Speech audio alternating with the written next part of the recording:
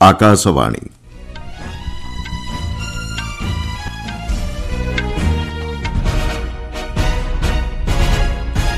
संवाद पढ़ुछंती मलय रंजन मिश्र। मुख्य संवाद। भारत मंगोलिया मध्य सहभागी सांस्कृतिक ऐतिह्य एवं गणतांत्रिक मूल्यबोध द्विपाक्षिक संपर्कर मूलदुआ बोली कहिले राष्ट्रपति। आंध्र प्रदेश में 13,430 कोटी टंकार विभिन्न विकासमूलक प्रकल्पर आसंताकाली उद्घाटन और भित्तिप्रस्तर स्थापन करेंगे प्रधानमंत्री। राजस्थान रे एक सड़क दुर्घटन 20 जनकर मृत्यु। आज पुनः आरंभ होउछि भारत अमेरिका मध्य आंतर्जातिक डाक सेवा एवं आईसीसी महिला दिनिकिया क्रिकेट विश्वकप प्रतियोगितार वर्षा जोगु संभव हेला नहीं गतकालीर श्रीलंका एवं न्यूजीलैंड मैच। राष्ट्रपति द्रौपदी मुर्मू कहिसेंति भारत मंगोलिया मध्य सहभागी सांस्कृतिक ऐतिह्य एवं गणतांत्रिक मूल्यबोध द्विपाक्षिक संपर्कर मूलदुआ। राष्ट्रपति भवन में गतकाली मंगोलिया राष्ट्रपति खुरेलसुख उखना एवं तांको सह गस्तरे आसिथिबा प्रतिनिधि मंडली को स्वागत करने अवसर में राष्ट्रपति यह कहिसेंति। गत 25 वर्ष मध्य भारत मंगोलिया रे विभिन्न ऐतिह्य प्रकल्प हाथ को नहीं बोली राष्ट्रपति कहिसेंति। सेगुड़िक मध्य बौद्ध मठगुड़िकर पुनरुद्धार एवं प्राचीन पांडुलिपिर पुनः मुद्रण आदि अंतर्भुक्त। सांस्कृतिक विनिमय कार्यक्रम उपर आलोकपात करी राष्ट्रपति कहिसेंति एभली पदक्षेप द्विपाक्षिक संपर्क को अधिक प्रोत्साहन प्रदान करिछि। भारत मंगोलिया सहित एहार विकास एवं क्षमता निर्माण सहभागिता को सर्वोच्च प्राथमिकता प्रदान करुछि। मंगोलिया रे निर्माणाधीन समस्त प्रकल्प को निर्दिष्ट समय सीमा मध्य समाप्त करने को भारत प्रतिश्रुतिबद्ध बोली राष्ट्रपति मुर्मू कहिसेंति। जातिसंघ समेत विभिन्न बहुपक्षीय मंचरे दक्षिण विश्व राष्ट्र भाव मंगोलिया सह भारत घनिष्ठ संपर्क को राष्ट्रपति उच्च प्रशंसा करिसेंति। राष्ट्रपति मुर्मू एवं तांको मंगोलिया प्रतिपक्षों मध्य विभिन्न द्विपाक्षिक संपर्क नहीं आलोचना होईछि। मंगोलिया राष्ट्रपति सम्मानार्थे राष्ट्रपति मुर्मू एक भोजीर आयोजन करथिले। प्रधानमंत्री नरेंद्र मोदी आसंताकाली आंध्र प्रदेश गस्तरे जिबे। एही गस्त अवसर में श्री मोदी नंद्याल जिलार श्री शैलम स्थित श्री भ्रमरांब मल्लिकार्जुन स्वामी भारला देवस्थान में पूजार्चना करिवार कार्यसूची रही। सेठारे श्री शिवाजी स्मृति केन्द्र मध्य श्री मोदी परिदर्शन करिवे। अपराह्न प्रधानमंत्री कुर्नूल ठारे प्राय 13,430 कोटी टंकार विभिन्न विकासमूलक प्रकल्पर उद्घाटन तथा भित्तिप्रस्तर स्थापन करिवे। एही प्रकल्पगुड़िक मध्य विद्युत परिवहन, सड़क और रेल जोगाजोग, प्रतिरक्षा उत्पादन, पेट्रोलियम एवं प्राकृतिक गैस समेत विभिन्न शिल्प क्षेत्र अंतर्भुक्त।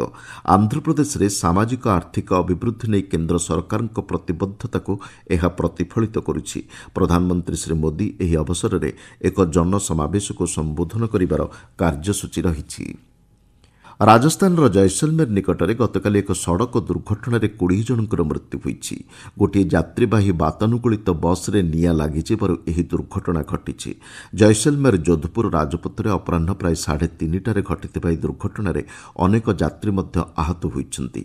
घटनास्थल 19 जन यात्रींकर पोड़ी होई मृत्यु होइथिबा बेले चिकित्सित अवस्था अन्य जनकर मृत्यु होइछि। बस रे 50 रु अधिक लोक थिबा जणा पड़िछि। आहतंक मध्यरे अनेकंकर अवस्था गुरुतर रहिछि। डीएनए परीक्षा माध्यम मृत शरीर गुड़िक चिन्हट कराजिबो बोली जिला प्रशासन पक्षरु सूचना दिया जाइछि। एथिपाई जिला प्रशासन सह जोगाजोग करिबाकू निखोज यात्रींक निकट संपर्कियों को परामर्श दिया जाइछि। मुख्यमंत्री भजनलाल शर्मा गत संध्यारे दुर्घटनास्थल परिदर्शन करने सह जोधपुर हस्पिटाल चिकित्सित आहतों को भेटिछन्ति। समस्त पीड़ितों पई उपयुक्त चिकित्सा सेवा सुनिश्चित करने मुख्यमंत्री निर्देश दैछन्ति। राष्ट्रपति द्रौपदी मुर्मू एवं प्रधानमंत्री नरेंद्र मोदी एही दुर्घटन गभीर दुख प्रकाश करने सह पृथक पृथक शोकबार्तार मृतकों निकट संपर्कियों लगी समवेदना ज्ञापन करने सह आहतों आशु आरोग्य कामना करिसेंति। मृतकों निकट संपर्कियों लगी 2 लाख टंका लेखाएं एवं आहतों लगी 50,000 टंका लेखाएं अनुकंपामूलक सहायता राशि केंद्र सरकार घोषणा करिसेंति। प्रतिरक्षा मंत्री राजनाथ सिंह आज नुआदिल्ली ब्राजिल उपराष्ट्रपति जेराल्डो अल्कमिन साक्षात आलोचना करेंगे। ब्राजिल प्रतिरक्षा मंत्री जोसे मुसियो मोंटेरो फिल्हो मध्य एही आलोचना समय उपस्थित रहिबे। प्रतिरक्षा मंत्रालय दैथिबा सूचना अनुसार दुई नेतांक मध्य प्रतिरक्षा क्षेत्र में बहुमुखी संपर्क को सुदृढ़ करने नहीं आलोचना अनुष्ठित हेब। सामरिक तथा प्रतिरक्षा शिल्प सहयोग नहीं उभय नेतांक मध्य विस्तृत आलोचना हेबार कार्यसूची रही ବୋଲି ମନ୍ତ୍ରଣାଳୟ କହିଛି। ଆପଣମାନେ ସମ୍ବାଦ ଶୁଣୁଛନ୍ତି ଆକାଶବାଣୀରୁ। ଭାରତ ଆମେରିକା ମଧ୍ୟରେ ଆନ୍ତର୍ଜାତିକ ଡାକସେବା ଆଜିଠାରୁ ପୁନଃ ଆରମ୍ଭ ହେଉଛି। ଯୋଗାଯୋଗ ମନ୍ତ୍ରଣାଳୟ ସୂଚନା ଅନୁସାରେ ଆମେରିକାର କଷ୍ଟମ୍ସ ଏବଂ ବର୍ଡର ପ୍ରୋଟେକ୍ସନ ବିଭାଗ ସହ ସମନ୍ୱୟ ରକ୍ଷା କରି ଭାରତୀୟ ଡାକ ବିଭାଗ ସେବା ପ୍ରଦାନ ପାଇଁ ଏକ ସ୍ୱତନ୍ତ୍ର ବ୍ୟବସ୍ଥା ଗ୍ରହଣ କରିଛି।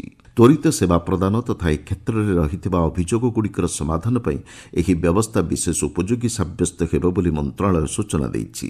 ଭାରତରୁ ଯାଉଥିବା ଡାକ ସାମଗ୍ରୀଗୁଡ଼ିକ ଯୁକ୍ତରାଷ୍ଟ୍ର ଆମେରିକାରେ ବଣ୍ଟନ କରାଯିବା ବେଳେ କୌଣସି ଅତିରିକ୍ତ ଶୁଳ୍କ ଲାଗୁ ହେବ ନାହିଁ ବୋଲି ମନ୍ତ୍ରଣାଳୟ ସ୍ପଷ୍ଟ କରିଛି। ସୂଚନାଯୋଗ୍ୟ ଆମେରିକା ପ୍ରଶାସନର ଏକ ନିର୍ଦ୍ଦେଶ ଆଧାରରେ ଭାରତରୁ ଆମେରିକାକୁ ଡାକସେବାକୁ ସାମୟିକ ଭାବେ ବନ୍ଦ ରଖାଯାଇଥିଲା। ମାଡାଗାସ୍କରରେ ସାମରିକ ବାହିନୀ କ୍ଷମତା ଦଖଲ କରିଛି।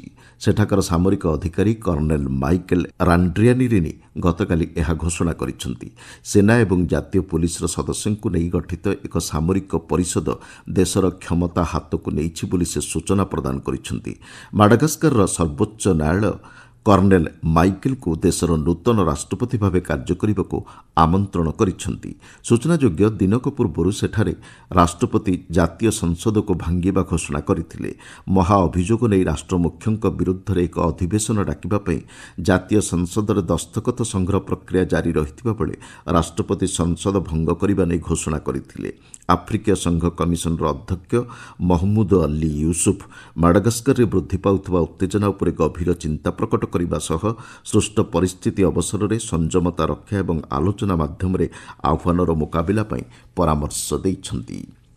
ପ୍ରଧାନମନ୍ତ୍ରୀ ନରେନ୍ଦ୍ର ମୋଦିଙ୍କ ଦ୍ୱାରା ଘୋଷଣା କରାଯାଇଥିବା ଦ୍ରବ୍ୟ ଓ ସେବାକର ଜିଏସ୍ଟି ସଞ୍ଚୟ ଉତ୍ସବ ଗତମାସ 22 ତାରିଖରୁ ଦେଶବ୍ୟାପୀ କାର୍ଯ୍ୟକାରୀ ହୋଇଛି।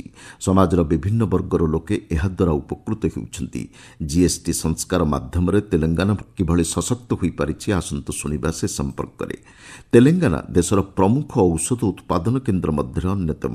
ପରବର୍ତ୍ତୀ ପିଢ଼ି ଜିଏସ୍ଟି ସଂସ୍କାର ଦ୍ୱାରା ତେଲେଙ୍ଗାନା ରାଜ୍ୟର ଔଷଧ ଉତ୍ପାଦନ କ୍ଷେତ୍ରରେ ଉଲ୍ଲେଖନୀୟ ପରିବର୍ତ୍ତନ ଘଟିଛି। 30ଟି କର୍କଟ ଔଷଧ ଉପରୁ ଶୁଳ୍କ ଛାଡ଼ ଉପଭୋକ୍ତାଙ୍କୁ ସୁଫଳ ପ୍ରଦାନ କରୁଛି। ସେହିଭଳି ସମସ୍ତ ଔଷଧ ଏବଂ ବ୍ୟକ୍ତିଗତ ବ୍ୟବହାର ପାଇଁ ଔଷଧ ଉପରେ ଜିଏସ୍ଟି 12%ରୁ 5%କୁ ହ୍ରାସ ପାଇଛି। ଏହାଦ୍ୱାରା ଔଷଧ ଉତ୍ପାଦନ ଶିଳ୍ପ କ୍ଷେତ୍ରରେ ଅଭିବୃଦ୍ଧି ତଥା ନବସୃଜନକୁ ପ୍ରୋତ୍ସାହନ ମିଳିପାରିଛି।